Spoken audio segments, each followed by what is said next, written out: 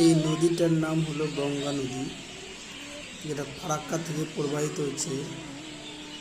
গঙ্গা নদীকে ভাগ করে একটা ভাগীরথী এবং পদ্মা দুই দিকে প্রবাহিত হচ্ছে।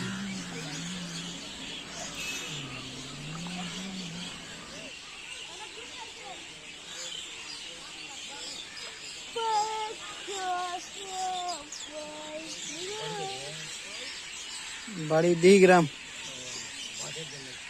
হ্যাঁ, মাছ এমনি ঘুরতে এসেছি। এগুলো পাথর দিয়ে অ্যাঙ্গেল করে বাঁধতে হবে, তাহলে এগুলো ঠিক হবে।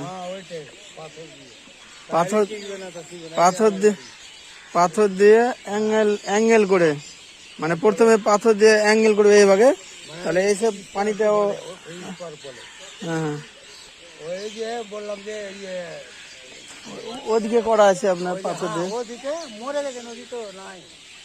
আর এদিকে ওই সারা কোম্পানিটা বললাম যে স্পার্ক করো, এখানে 3টা স্পার্কের দরকার।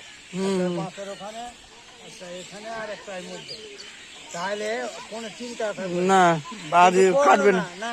বাংলাদেশ নিষেধ করছে। আমি তো ওইদিকে দেখো তো, হ্যাঁ ওইদিকে দেখো তো স্পার্ক কত করা আছে। বাংলাদেশ নিষেধ করা কে এখানে? হ্যাঁ, এখানে বাংলাদেশ নিষেধ করা কি আছে? ও কি এখানে টাকা, মানে পকেটের টাকা, এখানে কি ভিজিট করতে আসবে? খাবার ধন্দা, খাবার দাম কি বলবো। এই কি বলে, আমাদের এখানে রাষ্ট্রপতি হয়েছিল কি রে, প্রণব মুখার্জি। হ্যাঁ, প্রণব মুখার্জি। হ্যাঁ, এসেছিল, বললো বাবারে আমি 5 বার ফেল করেছি, এবারই আমার লাস্ট। আমি বলি স্যার ঠিক আছে, আপনাকে যেমন করে